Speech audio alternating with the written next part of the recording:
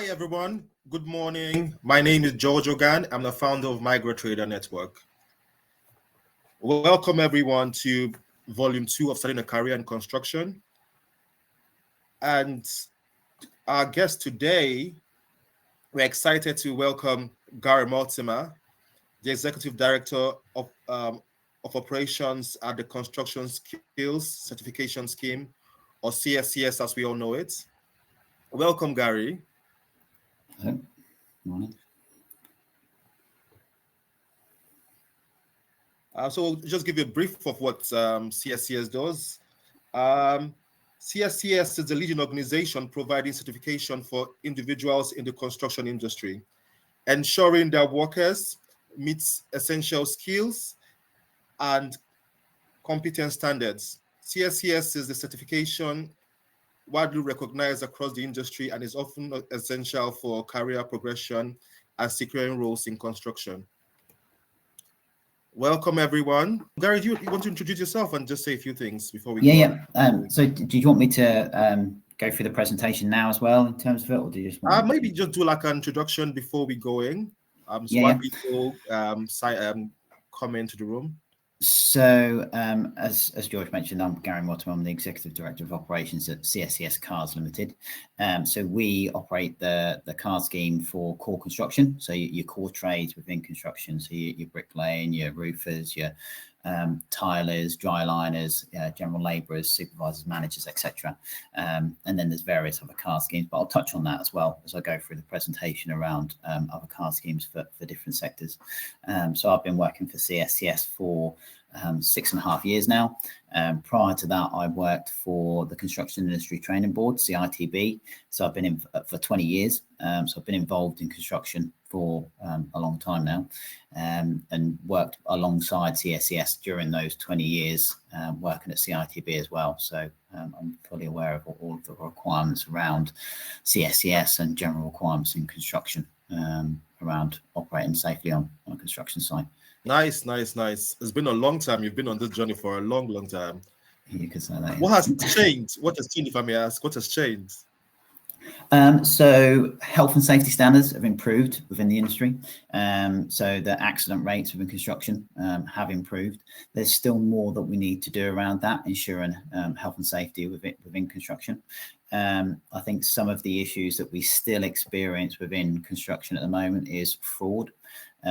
So in the past, we've had issues around fake CSCS cards and fake qualifications, but we're now seeing more fraud around infiltrated gangs in relation to providing legitimate certificates that have never been achieved by individuals.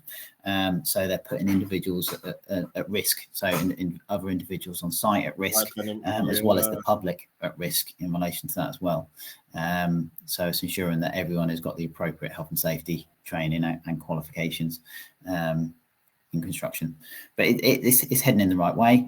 Construction's improving, but there's still shortages in construction. There's still more people that are needed to support with the demands of modern day construction at the moment, especially in the home building sector. There's a lot more houses that need to be built as in terms of the government's push for more homes, but also general construction on a day-to-day basis is increasing. So there needs to be more people coming into construction. So we need to work on how we can attract more people in, because it has been an issue with an aging workforce in the past, with a lot of people staying in construction for many years, but trying to encourage new people into the industry is something we need to focus on. Well, how do we protect that standard, in terms of the rich construction heritage, in terms of the designs and the history behind British building in Britain? So I suppose it's educating people around that side of it. The struggle that we have is a lot of schools and colleges don't promote construction as a route into employment. I think there's a stigma around construction from some people in relation to it, not understanding the full range of construction and what it involves. It's not just your bricklayers, your roofers. You've also got your surveyors, your your site supervisors, your managers. There's various different roles within construction that can be adopted. So I think it's that understanding piece in terms of what construction is and the amazing things that are actually built on a day-to-day basis. Some of the amazing structures and that are coming out, especially all around the UK. In London, you're seeing a lot of amazing structures as well as around the rest of the UK as well.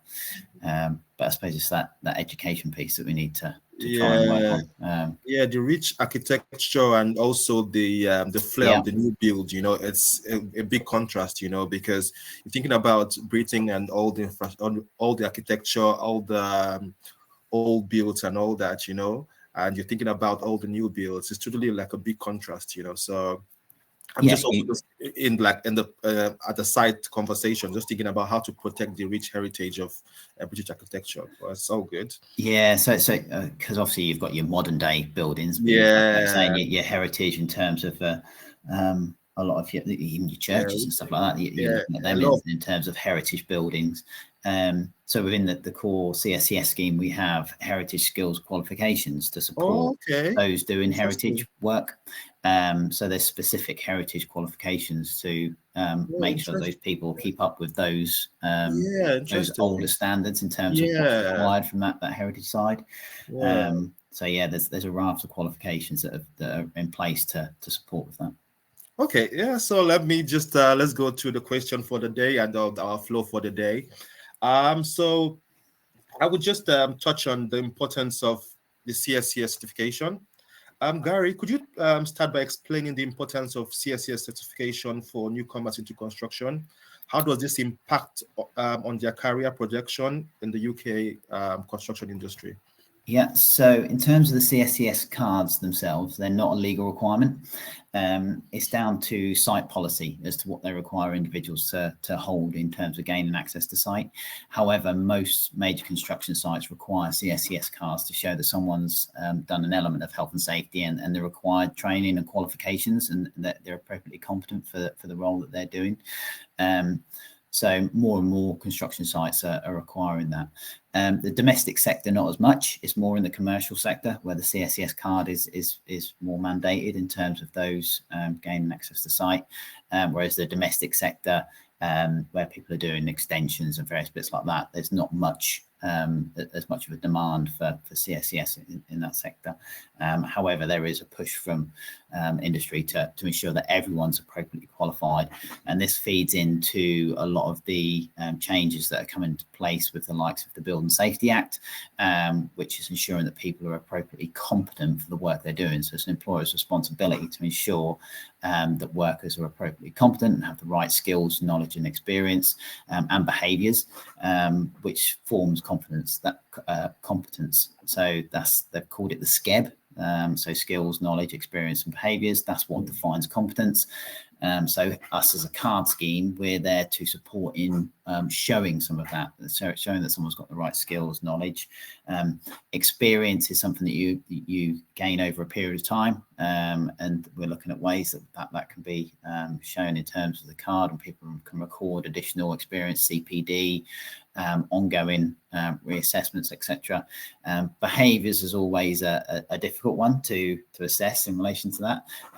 So that's something that an employer needs to kind of act upon and look at in terms of an individual's behaviours around site and how they're working safely and ensuring that the relevant site requirements are met.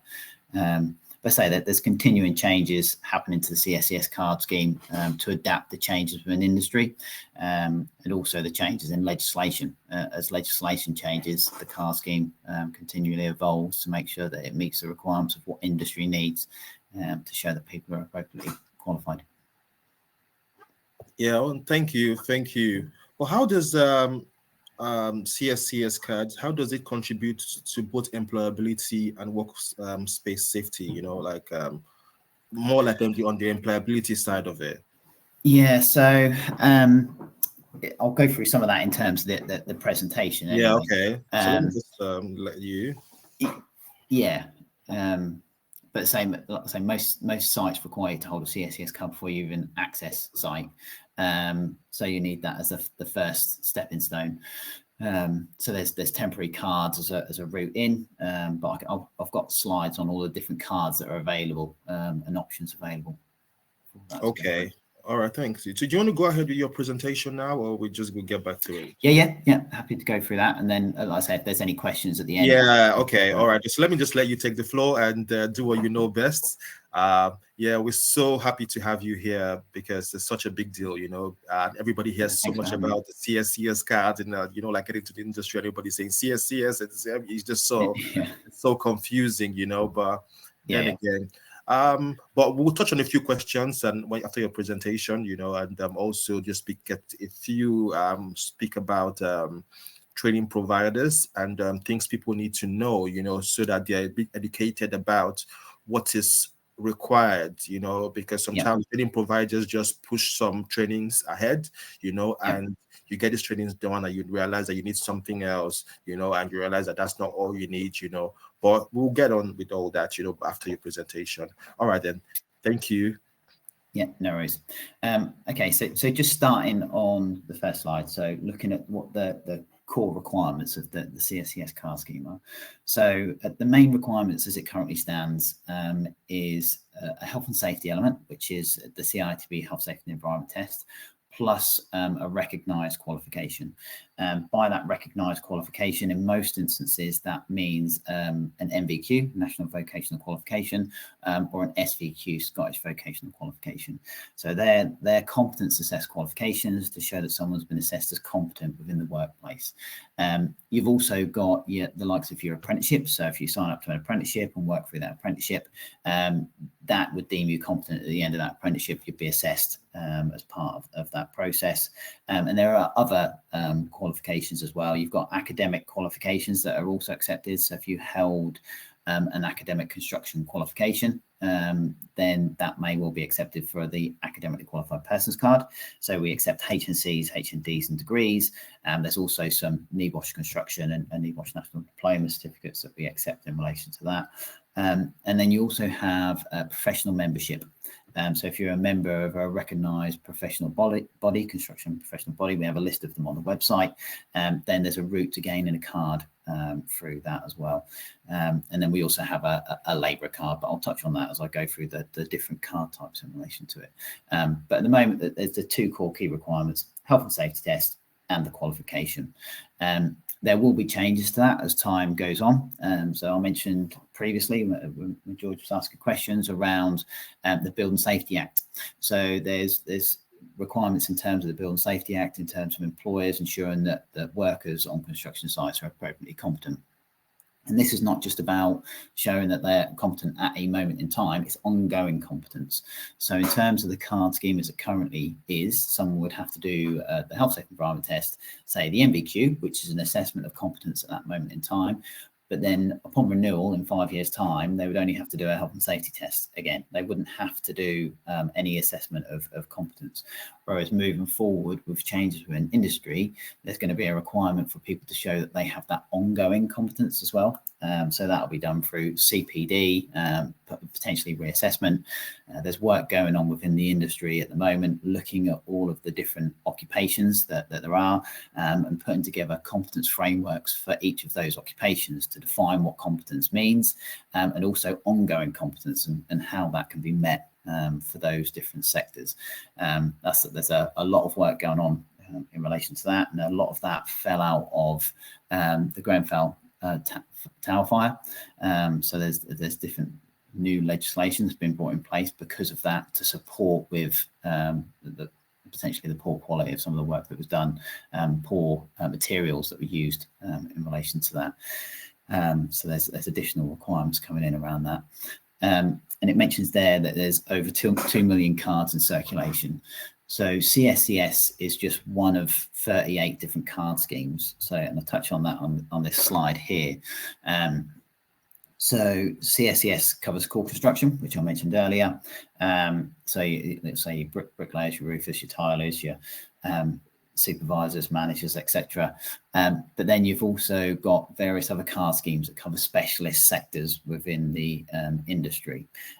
So you've got card schemes covering plant machinery, operation of plant machinery. You've got your electricians for ECS, you've got your plumbers, Say there's a lot of different card schemes there, scaffolders, etc.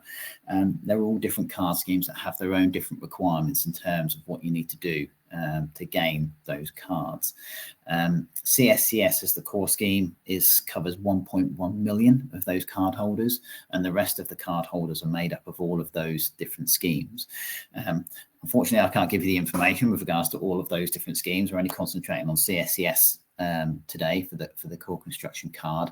But it's just something to bear in mind. If you're looking at working in one of these different sectors and becoming a plumber, for example, you'd need to go through JIB PMES as a plumbing scheme, not through the core CSCS scheme, because we don't offer anything in terms of those occupations and qualifications. So just be mindful of that. So these are the different cards that are available within the CSCS scheme. Anything that is red is a temporary card. So this means that you need to have a progression route to gain a qualification. I'll touch on each of those. You then also have the labour card. So if you're doing labour and duties on site, then there's the labour card, which at present is valid for 5 years, but there is changes happening in relation to that. I've got some slides further on to explain the changes around the labour card. You then have your blue skilled worker card. Your blue skilled worker card is to show that you've met occupational competence for a specific trade. So, and that's at level 2. So you achieve, say, an NVQ level 2 in trowel occupations, which would be for a bricklayer. You'd then get bricklaying on the reverse of that card and show that you've achieved that via an NVQ 2. You've got your skilled worker gold card. And it's along the same lines as the blue card in terms of showing competence, but this is at an NVQ level 3 level. You then have your supervisory card. This is to show that you've been assessed in an appropriate supervisory or technical occupation. So say occupational work supervision or construction site supervision. Again, that card's valid for 5 years upon gaining the qualification. There's different levels of tests. So CITB Health, Safety and Environment Test is one of the requirements for each of the cards in most instances. There are some exemptions to that, which I can touch on shortly. But the level of test is different dependent on the card type being applied for. So for the supervisor card, you'd need to do the specialist supervisor health, safety and environment test, for example. And then for your skilled trades, there's different level of tests dependent on the occupation. So for a bricklaying occupation, for example, it would be the operative test. But if you were doing roofing, you're working at heights. So there's a specialist working at heights test that's required in relation to that. And we have a card finder on our CSCS website where you can type in the occupation and look for the qualifications, and it will tell you what you need. So what level of test you need, what qualifications you need, etc. So it's worthwhile using the card finder on the website. Just touching on the other cards then, so your manager card, this is for those that have achieved an NVQ level 6 or 7 in construction site management or senior management. You've also got your contracts managers, your project managers, there's things like surveyors, etc., that also fall into this. There's a raft of occupations that fall into that manager level, but these are predominantly qualifications at level 6 and level 7 qualification. And then you'd need to have done the managers and professionals level CITB Health, Safety and Environment test in relation to that. You then have your academically qualified persons card. So that was one I mentioned earlier in terms of if you've got a HNC, HND degree, construction related, then that could potentially be accepted for that academically qualified persons card. For that one, again, you need to have passed the managers and professional level health, safety and environment test. And then you've got your professionally qualified persons card. That's for those that are members of an approved CSCS professional body, and have also passed the CITB managers and professional level health, safety and environment test. And there's a list of those professional bodies that are accepted on our website. So in the card types page, select professionally qualified person, you can see all of the professional bodies that are accepted and the levels of membership. And again, with the academically qualified persons card, manager, supervisor, gold and blue, if you use the card finder that's on our website, you can search either by occupation to see what the requirements are by occupation, or you can search, if you have a qualification, you can search to see if that qualification is acceptable for a card as well. So just touching on the temporary cards.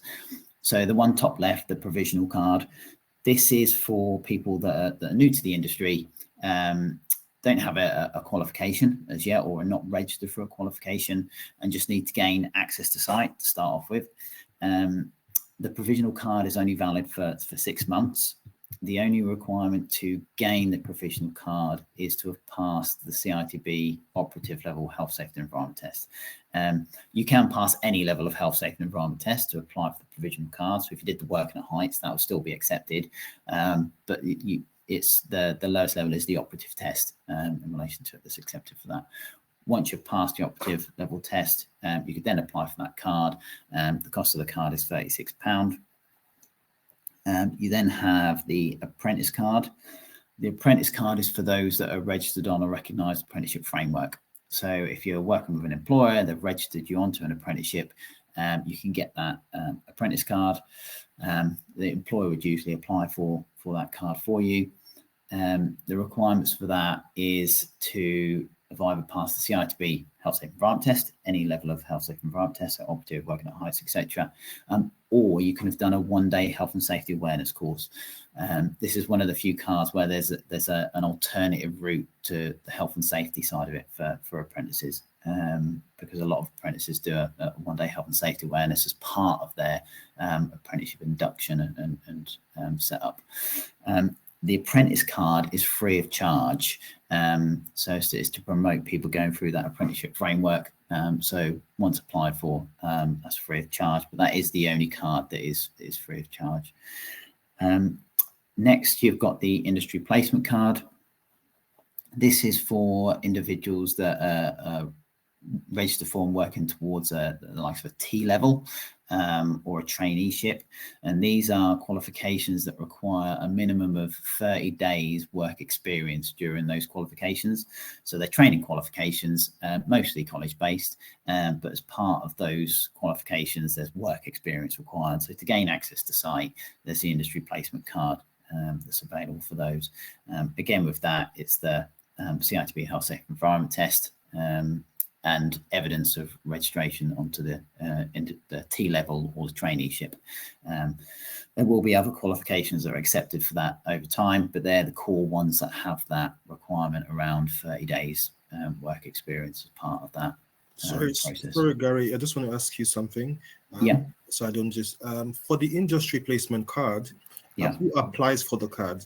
You do have to apply for this card by yourself, or where you're placed also applies for the card on your behalf? So mostly these at T levels and traineeships are done through college. So the colleges then work with you to set up work experience placements for you. So they will then go through the process of the work experience placement and the requirements for the card, and either the college will apply for it for you, or they'd work with you for you to apply for it yourself. It depends on whether they've got funding, etc., to pay for the cards and that process in relation to it. So this is for 6 months?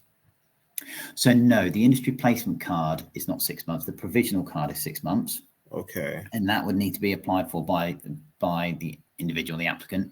The employers don't usually apply for their provisional card. There are the odd occasional employers that apply for the provisional card, but this is usually people setting out in construction who've never held a card before, needing access to site. There's that provisional card. Whereas the industry placement card, that is valid for 3 years, because most of the industry placement qualifications, like the T levels, last for approximately 2 years. So it's a college-based course with 30 days work experience during that college-based course. So they're mostly in college doing the training and learning around it, but then have 30 days over that 2 year period where they need to go on site and gain work experience.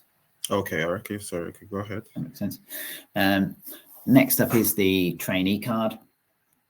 So the trainee card is for those that are registered onto a qualification, but it has to be either a HNC, HND or degree, or one of the appropriate MVQ or SVQs for the trainee card.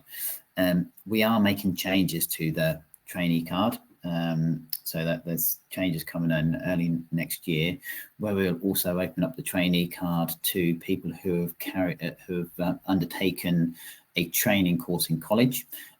Those training courses need to have met a certain number of hours and requirements, and that information will be on the website shortly.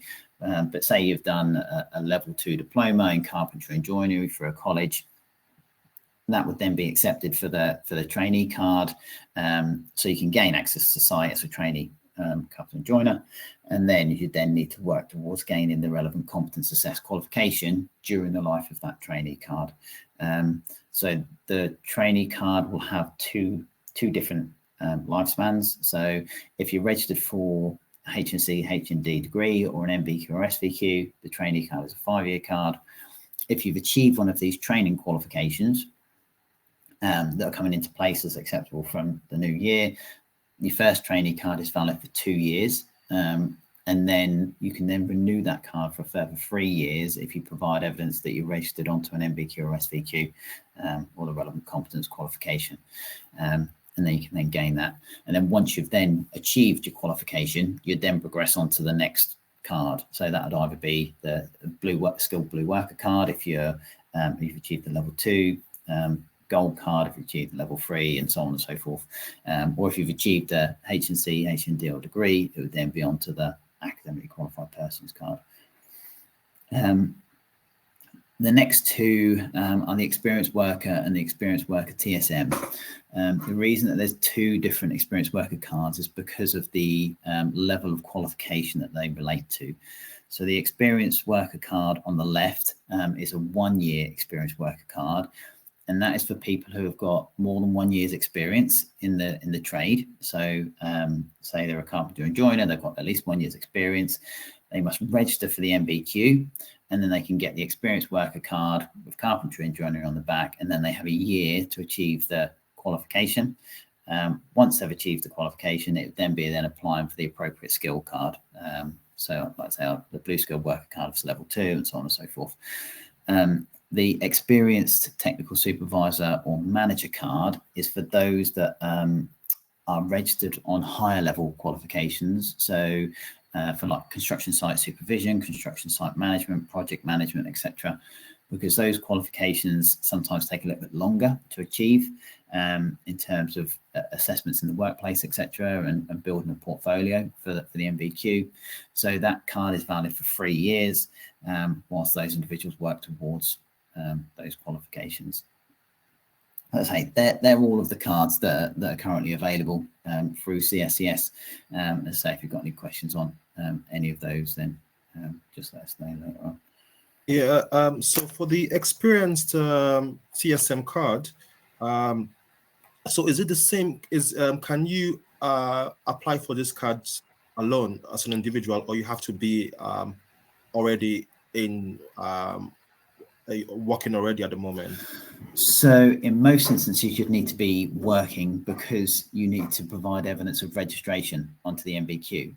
And to gain the MVQ, you need to be in employment because the MVQ is based on on-site assessment and competence. So an assessor would come to visit you in the workplace to see you doing the work. It'd be about around building a portfolio of evidence. So whether that be photos, references, etc., to show that you meet the different competencies within the qualification structure. And the only way you can build that portfolio and that have those assessments is by being employed. So the experienced worker card is more for those that are in employment, as it is, because most MVQ assessment centres won't take you on as a candidate if you're not in employment, because you wouldn't be able to get assessed in any way because it's all employer-based assessment. Okay, so that makes sense. Yeah, very much. Yeah. Yeah. Anything else, George, before I carry on? So are you carrying? Yeah. So we'll take on questions at the end. Yeah, no, that's fine. If there's other questions as you go through, just give us a shout. Yeah. That's fine. And let's say there's plenty of time, hopefully, at the end for any further questions if need be. So one of the key bits that we're working on at the moment is individuals holding the right card. There's various issues in the industry with regards to people not holding the right card for the role they're doing on a construction site. And as I mentioned, it's not a legal requirement. It is down to site policy as to what they require. But with the changes coming within industry, with the Building Safety Act, etc., there's more of a push and an emphasis on people holding the right card and right qualifications for the work they do on site. Just a couple of things to highlight. So CSCS is not a health and safety card. So what a lot of people have said in the past is it's just a health and safety passport to get on site.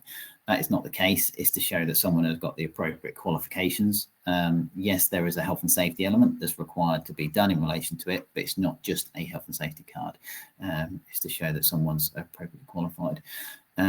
It's not for people working off-site. So if you're working in site offices, there's certain occupations that are classed as non-construction related as well. So like welfare cleaners and things like that. They don't require a CSCS card. And we've got a page on our website around those that don't need a card and certain occupations that are classed as not needing a CSCS card for that as well, because they're classed as non-construction related. And like I also mentioned, it's not a legislative requirement. It is down to site policy, but in terms of the requirements that are set against the CSCS scheme, and also all of the other 37 card schemes that carry the CSCS hologram, we all have to adhere to something called the Construction Leadership Council's requirements. So again, these can be found on our website.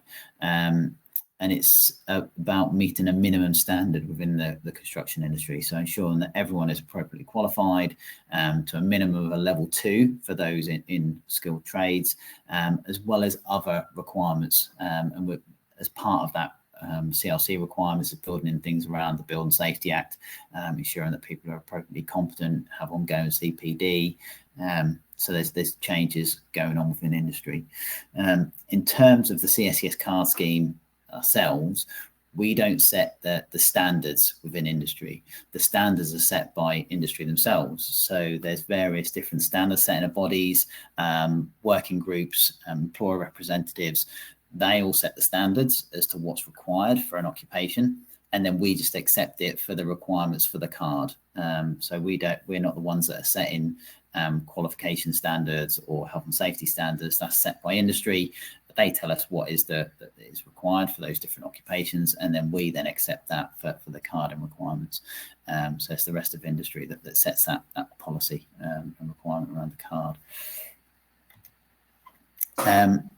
So in terms of the requirements to apply for the card, I mentioned earlier, CITB Health Safe Environment Test, that must have been passed within 2 years prior to making an application. So if you passed the test 3 years ago and are now wishing to apply for a card, it wouldn't be accepted. You'd have to take a new test. So bear in mind that you need to have, if you do the CITB Health Safe Environment Test, make sure you're applying for the appropriate card within 2 years of taking that test. The test is currently £22.50. There is revision materials available as well, an additional cost. So there's apps available for that, and you can also purchase books for those as well. The test itself is available in other languages. So there is voiceovers in other languages for the test. But something to bear in mind is that for the qualification side of the scheme, because they're Ofqual regulated qualifications, at present, the requirement from Ofqual is that all qualifications must be delivered in English, Gaelic or Welsh. So anyone undertaking those qualifications is required to have a reasonable understanding of the English language. So just something to bear in mind. So although the test, the CITB Health Safe Environment Test, can be taken with voiceovers, the qualifications themselves have to have a reasonable understanding of the English language to go through those qualifications. With the cost of the test and the card, there are some third-party companies out there when you Google CSCS, for example, on the web, it will come up with various other organisations offering CSCS card services. If you go through one of these, they will, in most instances, still supply you with a CSCS card, but they will charge you an administration fee. So they will charge you an administration fee to book the test for you, the health, safety, environment test, whereas you can go and book that yourself and get it for £22.50, so it's a lot cheaper. And they would also charge you an administration fee to apply for the CSCS card for you. Whereas you can apply for it yourself and not incur those administration costs in relation to it. So it's just something to bear in mind, that if you're being asked to pay more than £22.50 for a health, safety, environment test, you're probably going for a third party, so ask what additional benefits you're getting for it. And if you're being asked to pay more than £36 for the CSCS card, again, you're probably going for a third party, so it's just bearing in mind what you're actually getting in addition to the services that are being offered. So some of these third-party websites offer a good service because they support you with everything else in relation to it, so organising your qualifications and various bits as well. So it's just bearing in mind what works for you in terms of the process and applying for those cards. So health, safety, environment test, one requirement, qualification. So it's either qualification or evidence of enrolment onto the qualification. So I mentioned with regards to the temporary cards, evidence of registration onto apprenticeship, for example, evidence of registration onto an MVQ or SVQ, evidence of registration onto a H&C, H&D or degree. That would be a requirement of applying for either the apprentice, trainee, there's the industry placement card for evidence of T-level registration, etc. So you'd need that evidence of registration. Or if you're applying for the skill cards, it's a copy of your actual qualifications, so a copy of your actual MVQ or your actual H&C, H&D, professional membership, etc. And then the card in application process. So once you then apply for the card, the cost of the card itself is £36, apart from the apprentice card, which is free of charge. You can either apply for the card through the MyCSCS app. So this is an app that's free to download. Once you've applied for your card, the MyCSCS app can be used as your digital card as well. So it's a digital card that it'll be stored on your phone. You also get a hard copy card sent in the post. So you have your hard copy card, digital card on your phone. You can update all your details through your phone. You can contact the contact center through your phone as well, raise queries and support tickets. And there's also additional functionality and features within the MyCSCS app as well. So it's worthwhile getting. Or you can apply online. So if you go onto the CSCS website, there's the option to log into your account from there or create an account, and you can apply through the online process. So it's either or, but say the MyCSCS app is there to support in terms of that additional functionality, the digital card. So if you do lose your card, rather than having to pay another £36 to get a replacement card, you've got your card on your phone. You don't need to pay for that additional fee to get a new card in relation to it. And again, this is what I just mentioned previously about applying, just being wary of third-party organisations. CSCS.uk.com is the main website for applying, or if you go on to iOS or Android, Google Play, then it's the MyCSCS app that you'd use to apply for the CSCS card. And there's all the information on there that you need in relation to it. And then we also have our contact center, which you can contact either via the online form, through the app, or there's a telephone number as well to contact them as well if you have any further queries in relation to it. George did mention about understanding what training providers, etc., are out there. So we don't have a list of all of the training providers as such that are available out there. We just provide details of what the qualifications are that are needed, because there are several different awarding organisations that offer those qualifications, and then linked to those awarding organisations, there's multiple training providers again that offer those qualifications. So for example, if you're looking at becoming a company joiner, there'll be 4 or 5 different awarding organisations that offer that qualification, and then linked to those awarding organisations will be probably 50, 60 different, if not more, training providers that offer those qualifications. So you'd need to contact those awarding organisations to find out who the training providers are in your local area. What we do is have on our website is information around the different awarding organisations that are available. So you can click on links to those to go to their website and then search for the qualifications. Or alternatively, if once you know which qualification it is that you need from the card finder, you can just put that in Google, and then usually there's training providers that come up. Something to bear in mind is that the costs do vary from training provider to training provider, location to location as well. So different areas of the country will be different in terms of the costs around that as well. So it's just worthwhile bearing that in mind. In most instances, for a trade-related qualification, you're looking at around £600 to £700 for your trade, but again, that can vary. And then supervisor and management qualifications for your MVQs, they vary from 1,200 plus in relation to that as well, up to 2,000 plus as well for the supervisor and management qualifications. But it's best to ring around in terms of centres for that to find out different prices around that. In terms of the labourer card, so if you are working as a labourer, there is a specific page on our website that does give more information around the labourer, and that does give a bit more information around centres and qualifications that are available for that, because there's more less awarding organisations and training providers for that side of it. That so it's easier to search those. But as I say, there's various information on the website as you search through the different card types and the card finder, etc.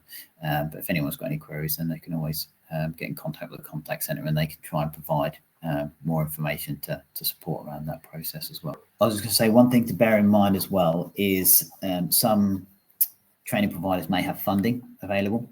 So again, it's worthwhile seeing if there's any funding available directly through those training providers. But also if you are employed, then a lot of employers are able to claim a grant from CITB. So CITB work with levy registered companies. So most construction companies are required to pay a levy to CITB, and as part of that, they can then claim grants back for qualifications that are undertaken. So if you are employed with a construction company, in most cases, they can claim a grant back for the qualification you're achieving. Those grant fees vary. So for a craft level qualification, so bricklaying, carpentry, etc., it's £600. For a supervisory qualification at the moment, it's 1,200, and for a management, it's 1,500. So if you are working with an employer, there is the potential for those grants to be claimed back in relation to it as well. Was you going to have some questions, George? So I mentioned earlier on that there's changes coming into place for the labourer card. So at the moment, the labourer card is a 5-year card. So you do the CITB Health Safe Environment Test and one of the approved labouring qualifications. So either the Level 1 award in health and safety in the construction environment, or one of the other approved alternatives. However, there's of the 1.1 million card holders that we've got within the CSCS scheme, there's approximately 500,000, so just under half of those that have got a labourer card. And the CITB network forecast for the number of labourers within the industry is around 140,000. So there's a lot of people holding the labourer card that shouldn't hold the labourer card. So as part of this, we're looking at making changes to the labourer card to ensure that it's only people that are working in labouring roles that hold the labourer card. Of those that have the 5-year labourer card, only 15% of those actually renew. So 85% of those never renew their labourer card. So they either leave the industry or progress on to the appropriate skill card. Making the changes to the labourer card will also help us track the actual active numbers of labourers in the industry, and we're trying to make sure that people start their career in construction on the right card, so not a labourer card if they're not working in labour. So I mentioned earlier about changes to the trainee card, where if someone's achieved a training qualification, college-based training qualification around a trade, they can get the trainee card moving forwards. That should then help support those people into the right card rather than just a labourer card. So as mentioned, it's traditionally a 5-year card. So at the moment, if you apply for that card, it's a 5-year card. However, from the 1st of February 2025, anyone new applying for the Labour card, it will only be valid for 2 years. It will be renewable, but to renew the Labour card, you must provide evidence that you're working in a labouring role. So that'll either be an employer reference to confirm that you're working as a labourer, or there's a form that can be completed by the employer on the web, that'll be on the website to confirm that you're working in a labouring role.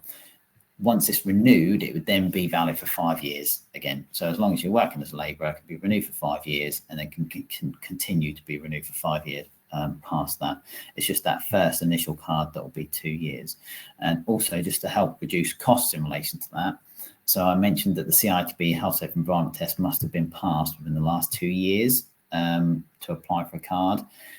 If you've used the Health Safe Environment Test to apply for a Labour card, the test will be valid for 3 years to allow you to renew the card on the same test. So if you are working still in a labouring role, you can renew the 2-year card because the test is still valid for 3 years to be able to get the next 5-year card. So you're not having to do another health, safety and environment test to be able to renew that card. So it's just something to be mindful of. And then it's just on to any questions. I don't know if you've got any more questions, George, if anyone else has got any questions at all. Of questions here. So we have someone saying he has a white card and he's foreign trained architecture and currently works as a stock condition surveyor, sorry. Yeah. How can I fully exploit the advantages of the card and secure a job in construction? Right. So you say you've already got a white card. So I'm presuming you've had your qualification mapped by ECDIS to get the academically qualified person's card for your academic qualification, I'm presuming. The issue is that I say that most sites require you to hold a CSCS card. They're not going to come looking for you. You need to go and obviously find jobs in relation to it. So it's looking out for employers that are offering jobs in the area that you're looking for. But as most of those job adverts, they will have, you need to have a CSCS card in relation to it. So having a CSCS card already puts you in that advantage in terms of getting into those roles. Some employers will say that they'll support you through the CSCS card as part of that process. So they'll help support you in. But in most instances, if you're going into those types of roles, they require you to have a CSCS card in the first instance, unless you're joining them at an apprentice level, etc., where you're not expected to have that card at that first instance. They'll support you through that process in relation to it. So if you've already got the white yellow card, the academically qualified person's card, it obviously puts you at an advantage already. But just touching on that, I mentioned ECDIS. So ECDIS are an organisation that do mapping of overseas qualifications. So if you have achieved a qualification outside of the UK, so a qualification that may be equivalent to a HNC, HND or degree, they can map that to make sure it meets UK standards. Once that's been mapped, that qualification can then be used to apply for, say, the academically qualified person's card. Or if you've achieved a trade-related qualification outside of the UK, they can assess it to see whether it meets the requirements of the MVQ in the UK. And if it does, again, that could then be accepted in place of the MVQ to apply for a skill card. The issue is, especially with the skilled mappings, they're not cheap because they have to map it against the required standard, contact the original awarding organisation for information. So if you're with an employer, you may be best just to go through the MVQ and get them to claim the grant back rather than paying out to have the mapping done. Because if the mapping comes back as not meeting all the requirements, then you wouldn't be able to apply for a skill card as well. So it's just something to bear in mind from that. But there is a route to have qualifications mapped from outside of the UK to apply for a CSCS card. Yeah, we're running out of time, and I'm just going to ask you something that's also very critical in terms of the shortage that we experience in the industry. Yeah. We spoke about the labourer cards being oversubscribed. would you say what roles would you say are at most demand in the UK at the moment? Where are we experiencing these shortages in particular, and where so there's a lot of shortages within the home building sector. So there's a lot of homes that are needing to be built. So around your bricklayers, general construction, your groundworks, your roof slaters and tilers, to an extent, dry liners. So there's a lot of work going on around Grenfell. So there's a push to getting people appropriately trained and qualified for a lot of the occupations impacted by Grenfell, and they're the likes of your dry liners, rain screen cladding is a key one as well, because that was one of the failures in relation to the Grenfell fire disaster. And then there's your internal plastering. So a lot of the high-rise buildings are needing a lot of the new insulation and rain screen cladding, dry lining. Those types of occupations are key at the moment. Nice, interesting. What about the operator roles? What would you say? What roles are in demand at the moment? For general construction, I think there's demand for most occupations. The ones I mentioned previously are the ones that are more in the high demand because of legislative requirements and a lot of the stuff that's going on around Grenfell, and making sure that the high-rise buildings are up to the required standard in relation to it. So there's definitely more of a push around those occupations, and I say with the home building side of it for more push with homes. Road building, again, there's and highways, there's a lot required around that as well, to make sure that people are appropriately qualified. It's hard to say that it's mainly the ones that I've kind of mentioned that are the key ones that are needed. But yeah, there's still demand within every trade out there. It's not like, so electricians, for example, there's always going to be a demand for electricians. We don't cover electricians, we don't cover plumbers, but there's always a demand for those within industry. So they've always got plenty of work. I know for work I've been trying to get done on my house from time to time, it's always been really difficult to get hold of any tradesmen because they're always really, really busy. And they're some of the key occupations that people do. And that's something to be mindful of as well, is construction is so varied. It's not just your core construction occupations that we offer through CSCS. You've got your plant machinery operations, you've got your electricians, your plumbers, your window fitters, glazing, which is a separate scheme as well. Asbestos removal, thermal insulation. There's all various different schemes that do various different bits and specialist sectors around the industry. So I suppose it's whoever is coming into construction, you need to have an idea of what you'd like to do in relation to it, because it's not just doing a role because it's needed within the industry, because you need to be enjoying what you're doing at the end of the day. You're going to be in working for a lot of your life, so it needs to be something that you can enjoy in relation to it. So I suppose it's getting an understanding of what types of occupations are out there and what you think would be an interesting job for you to do for your career as well. And also it's that career progression as well. It just because you say start as a plasterer or a bricklayer, there is that career progression into supervision, into management. So it's bearing that sort of thing in mind as well, as to the other options that there are once you gain your experience in the industry. Yeah, Garry, we'll have to bring you back here again because there's so many questions and so many things you need to touch on. But we're running out of time, and I will just round up, and so we'll have to talk about it. We spoke about you coming again, giving us some more insight about it, because a lot of people really need to understand.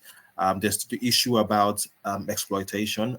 People who have been exploited by training providers and all that, speak about how to also express their grievances and also get redress in such issues. Also in terms of direction, the proper cards to have, because like initially when we were talking about it or speaking about, a lot of training providers exploit job seekers and people trying to get into construction by telling you, oh, you need like we talk about laborers card over subscription and all that. It's the case of people telling people they need to get the laborers card first, before you go about getting the other cards that you need. So most people have this laborer cards and you'd be like, oh, what next? Somebody's saying I have the green CSCS card that I've been unable to get a job, because you're being sold a dream that is not true, and you need to understand how to go about it. Yeah, there are other fast and quick roads to it, but then again, you really need a lot of knowledge about how to navigate the industry. Also, you need to do a lot of research about how what the requirements are for each role, and what's more important.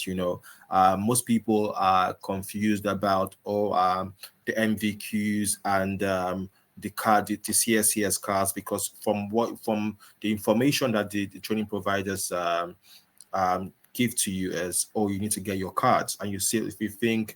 And also a lot of the employers will tell you, what tickets do you have? What cards do you have? You're being pushed to feel that CSCS cards are all that you need, the CSCS are all that you need. And when you get into the industry, you realize that there are other requirements in terms of your MVQ and all that. Most people are lost. People are sold the dream of, oh, you come and do a sip of the triple STS cards without having qualification experience, and you get into the cards and you're like, okay, I don't have the card. I only have a notification or certificate from CITB. Where's my card? Say, oh, before you get the card, you need to go ahead and do the MVQ and all that. There's so much to talk about, and we'll have to have you here again. And by all means. What might be worthwhile doing is, rather than having a presentation as such, just a Q&A session. So there's people that can ask questions, and then we can just go through and answer them as best as we can to try and support individuals as best we can. All right then. Thank you once again. Thank you, Garry, for your expertise, and thank you all future builders for joining this webinar. We hope this session has provided you valuable guidance, and as well as explore your career in construction. Be sure to join us next time, and would always bring to you more insights, more information, more education on how to navigate your career in construction in the UK. And it's always good to have you all here. Thank you, Garry, for always being there for us, supporting us, and we're grateful to have you on our side. Thank you, and all the marvelous things you're doing. We appreciate you so much. Thank you for once again. And send us an email, and we'll answer all your questions. And if we have to send some to Garry for guidance and also answers, we will send it on your behalf. Garry, please, I'm putting you on the spot for that as well. Thank you all. Have an amazing weekend, you all. Thank you for your time. We hope to do this again soon. Bye-bye. Have a good weekend all. Take care. You too. Bye.